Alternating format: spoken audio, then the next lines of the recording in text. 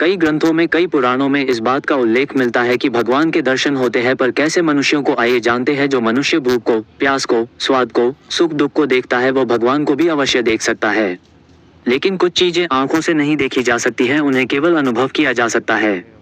भगवान उन्हीं में से एक है, क्योंकि आंखें केवल उन्हीं पदार्थों को देख सकती हैं जिन पदार्थों का निर्माण परमाणुओं से हुआ हो। भगवान अर्थात परमेश्वर परमाणुओं से नहीं बने हैं, इसलिए परमेश्वर को परमाणुओं से निर्मित आंखें नहीं देख सकती है।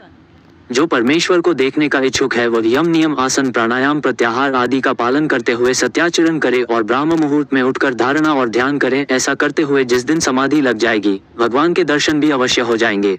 इस बात को एक छोटी सी कथा के माध्यम से मैं आप सभी को समझाने की कोशिश करता हूँ। एक नगर में एक सेठ रहा करते थे। उनके जीवन में किसी भी प्रकार की कोई कमी नहीं थी। धन धन्य, वह अपने घर परिवार से बहुत सुखी थे। पर वही उनके घर के सामने ही एक गरीब आदमी रहता था जो दिन भर मेहनत करता और रात में चैन की नींद सोता था। इधर सेठ जी के पास सब कुछ होते हुए भी उन्हें नींद नहीं आती थी और वो इस बात को लेकर चिंतित रहते थे कि सब कुछ होते हुए भी आखिर मुझे नींद क्यों नहीं आती है। और वो गरीब आदमी कुछ भी नहीं होते हुए भी चैन से सोता है। उनसे रहा नहीं गया तो एक दिन उस सेठ ने उस गरीब आदमी को अपने पास बुलाया और पूछने लगा कि तुम इतनी मेहनत करते हो फिर भी हमेशा खुश मिजाज रहते हो और नींद भर सोते हो, इसका कारण क्या है? मुझे भी बताओ ताकि मैं भी चैन सुकून से सो सकूं। मेरी सारी दौलत ले लो पर मुझे मेरी इस परेशानी से निकलने का उपाय बताओ। फिर उस गरीब आदमी ने बड़ी सहजता से मुस्कुराते हुए उत्तर दिया, चैन, सुकून और मन की शांति यह रुपये पैसे देकर प्राप्त नहीं की जा सकती है। जिस प्रकार परमात्मा है पर उनको हम इन साधारण आंखों से जिस तरह नहीं देख सकते हैं, मन की शांति और भगवान के दर्शन भी कुछ इसी तरह होते हैं। ये सब लोभ, मोह, ईर्ष्या, द्वेष का त्याग करने से ही सुलभ होगा। ईश्वर स्वयं के ही भीतर मौजूद है, जिसके दर्शन आपको अपने मन का मंथन व आत्मचिंतन करने पर ही प्राप्त होगा। और जिसे भगवान के दर्शन हो गए फिर ना वो कभी दूसरों को कुछ बता पाता है और ना ही फिर उसे किसी की चिंता होती है। भगवान उसे अपने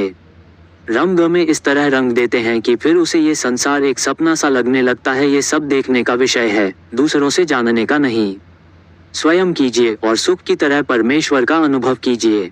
इस तरह ज्ञान पाकर वह सेठ पूर्ण आध्यात्मिक हो जाता और अपने कमाए धन को धर्म कर्म में लगाकर ईश्वर भक्ति में डूबकर मोक्ष को प्राप्त करता है। तो आप समझ ही गए होंगे कि ईश्वर को किस प्रकार पाया जा सकता है। अगर हमारी ये कहानी आपको अच्छी लगी हो तो हमारे इस वीडियो को लाइक, सब्सक्राइब अवश्य करें ताकि ऐसी ही रोचक जानकारी हम आप सभी के लिए लाते रहे। धन्यवाद।